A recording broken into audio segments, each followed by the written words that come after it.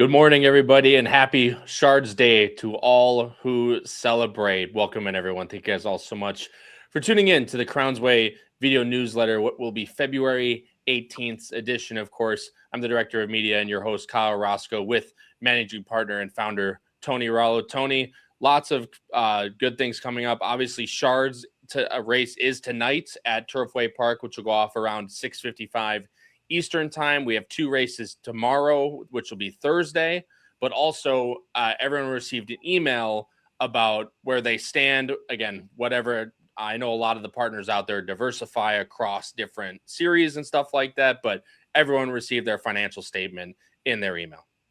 Yeah, exactly. So I sent out an email to every partner, just kind of breaking down which horses they own and where their balance is at, if it's a positive balance or negative balance, and then set the days that we'll be starting to collect money for Series H and when the cutoff will be for that group, so we can get to claiming some horses at Keeneland this spring. Yeah, obviously that's the big thing with these claiming groups, right? You're not necessarily aiming for the sale date anymore. You're kind of aiming for meet date almost, right? Because obviously Keeneland, Kentucky is a huge thing to claim out of. And we mentioned it on the last Crowns Way video newsletter, how the vets in Kentucky also protect claiming and stuff like that. So that's obviously a big deal for this upcoming series. So everyone that is interested, and again, it's going to be very quick with this turnaround. You know, a lot of people have mentioned before to Tony that, you know, they take a while to get going. This is going to be an instant. You know, once we start claiming horses, unless knock on wood something happens, we're going to be running basically the next month. So this is going to be a quick turnaround. So everyone who's interested, I suggest getting your money in as soon as possible. Again, I know I'm going to be very interested to see how these claiming horses run, considering how we've done with these horses in the past. Tony, obviously Series H, you mentioned the date. Just bring it. I think we should bring it up real quick. I know some people, obviously everyone gets an email and stuff like that, but also saying it through the video, I feel like is going to be a good idea. And I didn't get the email, so I can't give that date to you, but obviously Tony's looking it up right now. So what is that date for Series H? So we'll start collecting money March 1st. And then for people not rolling over, that's also when we will be sending out checks to the partners, as we'll start that process on March 1st. And then March 22nd is when the group will be officially closed. That way we're ready to go 10 days later at the first day at Keeneland, so we can get our money deposited over there and be all set to claim.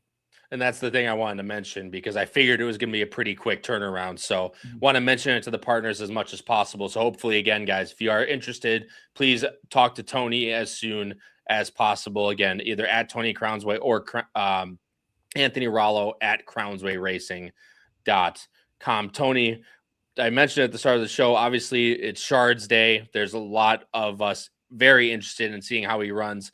Putting it up on the screen right now, Tony. He's the number 7 of 9, most likely will be the 6 of 8, because the number 2 Built is a horse that actually ran this past weekend, as we mentioned before. So he's most likely not running, even though he hasn't been scratched out yet on the early scratches. But Shards 10-1, I almost feel like a little disrespected from this morning line, although this is a very, very stout group of what should be 8 coming to the post time on Wednesday. Yeah, my initial read of this race, it was just kind of confusing of a race. Every horse in here seems like they have some sort of question mark coming in.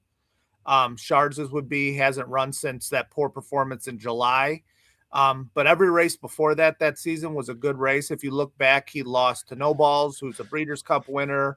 The race before that, he lost to My Boy Prince, who's a multiple stakes winner, and just added another stake at Tampa this weekend.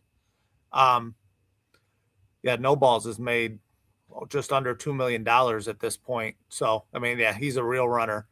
Yeah, very good. So, you know, I think our form might be dirtied up a little bit. Obviously, first gelding. That was a good race for My Boy Prince coming back in the stake at Tampa this weekend. But I think our form might be dirtied up a little bit, and I always love first-time gelding. So, if he's ready to fire off the break, he loves the Tapeta at Turfway. He's never been off the board in 4 tries, and he ran his best career race off of in his last race there with Joe Ramos on him. So reuniting with Joe Ramos is probably helpful as well.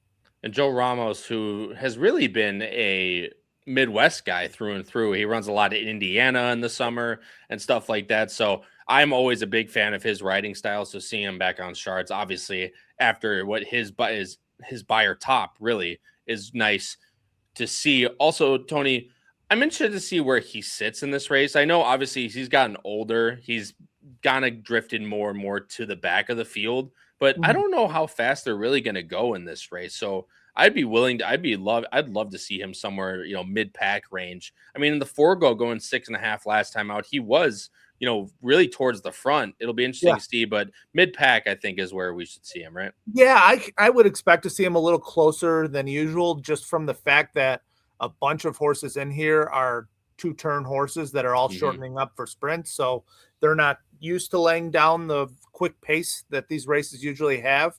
So I'd hope for a mid-pack trip. And yeah, see if we can come get them down the lane. I know Run Carson for Kelsey is another really tough one, as we'll see that. I think he's the morning line favorite in here. He's coming off a bad race as well. So, a lot of question marks coming into here, but I know Run Carson's very talented, and I would think he's probably the biggest one standing in our way. But it seems like a group that anyone can jump up and win, but also a group of horses that have all not been running at their best as of late. Yeah, this is almost like a lot of the way I treat races like this. It's a lot of stakes runners and stakes winners in this race that are kind of trying to get that type of like confidence boost almost in a way. I mean, obviously, Run Carson needs a little bit of confidence boost. Churchtown is a multiple graded stakes placed horse, and he just hasn't done anything as of late. 2 years. Exactly. So that type of thing. Alder used to run very good on the turf, and now comes into this race with David Jacobson. Run away again, hasn't ran since November, and first time Jacobson.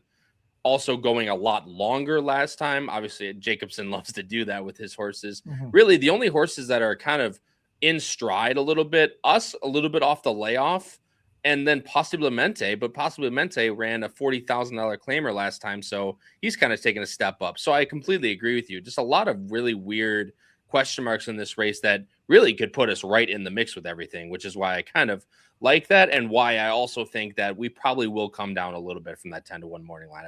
Especially if Built does come out like we think he will, and he's second choice on the morning line, that should knock us down a little bit as well. I'd expect us to be somewhere in the 5-6 to 1 range, and I agree. I think we're every bit willing to. I'd be willing to bet him at that price. I think if he comes ready to fire off the break, we should be in good shape in here. And you know me, I definitely will be betting him tomorrow, especially at that price. Tony, there's actually the 2 other races that we have this week are a lot more interesting. I mean, these races came up insane. I mean, Second City Saint, who runs on Thursday at 7:55 p.m.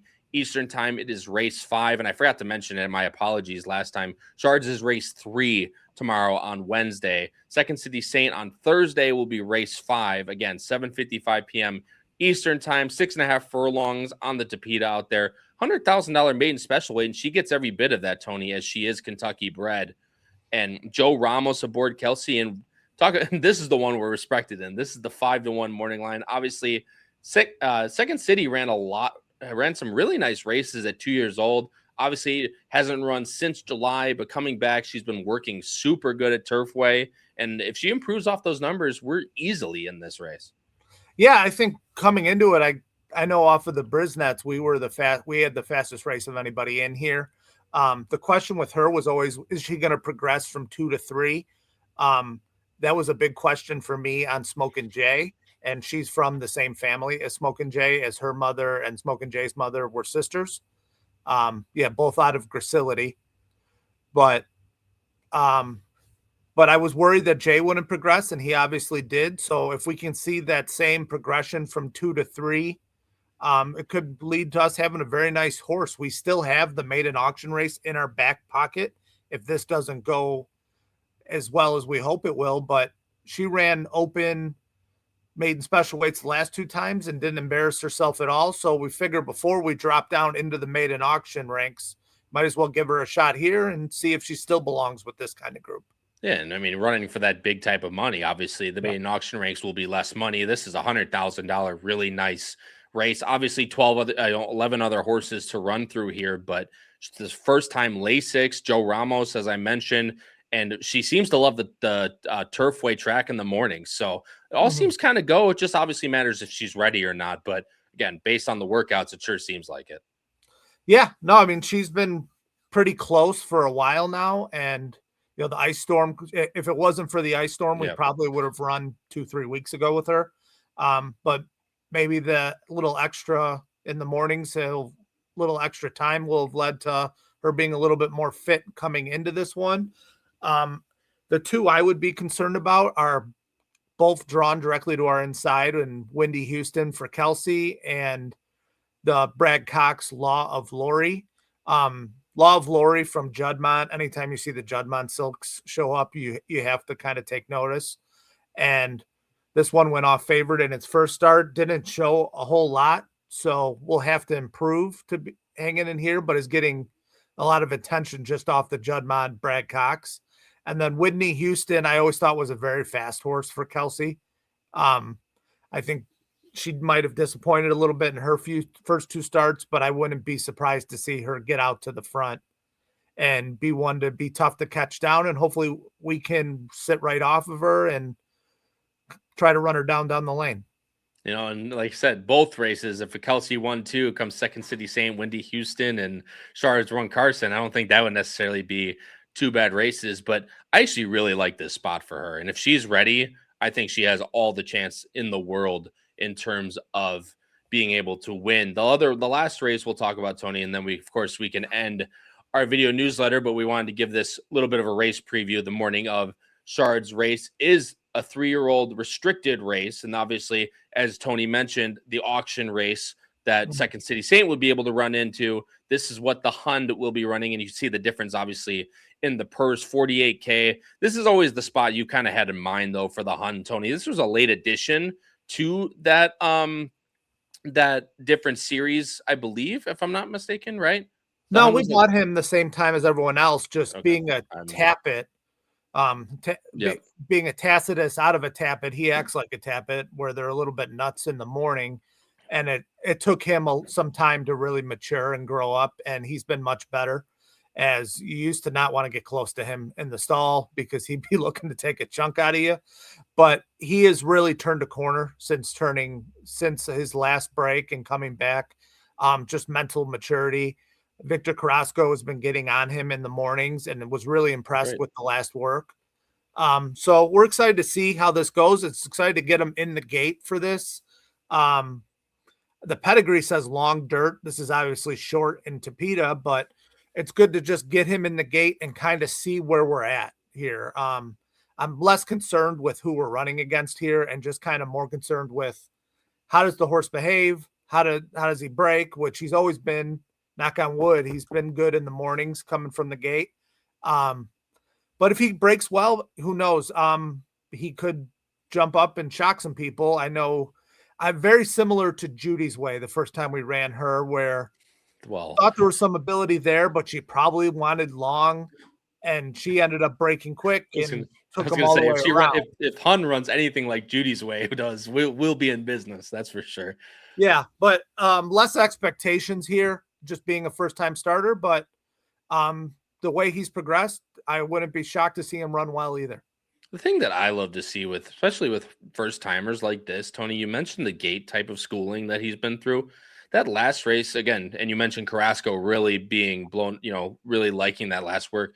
48-3 breezing from the gate, which is what this BG means. Obviously, you can see the rest of his works with the B, just straight breezing, gets a little bit of run into him first, then takes off at the half-mile pole. Breezing from the gate going 4 and 48-3 is really nice.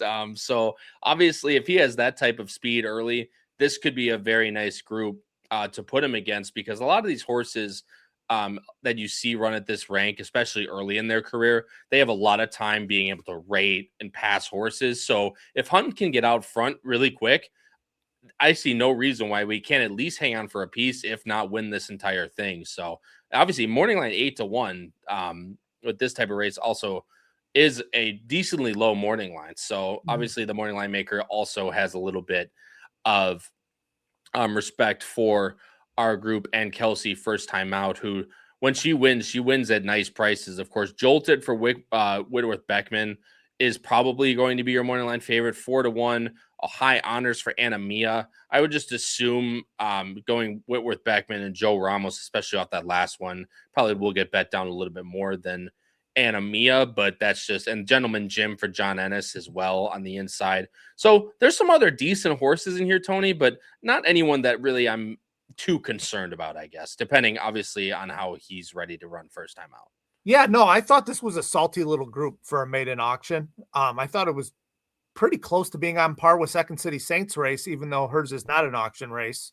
But more or less, I just want to see us break well, account ourselves well, and kind of see where we fit in here. If he can break to the front, that'd be great. I don't know that he's fast enough to get there from the gate, but the 6 furlongs should help us in here, where Saint, is a little bit of a question mark whether she wants to go that far, as she goes 6.5. But the Hun, the 6 furlongs shouldn't hurt us any, and it just should set us up for a good career down the road with him. Yeah, and obviously that's the number one thing, getting these horses first time out. You just want to see them be able to run well, but still have room to progress. So hopefully Hun runs well. Obviously, Second City Saint fits really well in her race.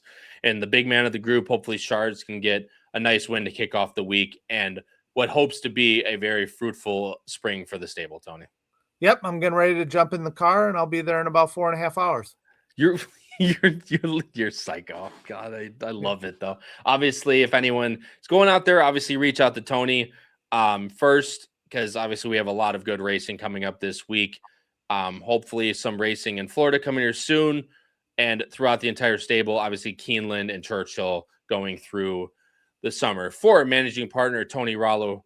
And again, if you are wanting to get into the new group or have any questions, again, DM Tony at Tony Crownsway on X, or us at Crownsway Racing on X. Follow us if you don't over there, or email Tony, Anthony Rollo at crownswayracing.com. So now for managing partner Tony Rollo, this has been your host, Kyle Roscoe, in the February 18th edition of the Crownsway video newsletter. Good luck to all the partners this week, excuse me. I'm so used to saying this weekend, this week, with Shards, Second City Saint, and the Hunt.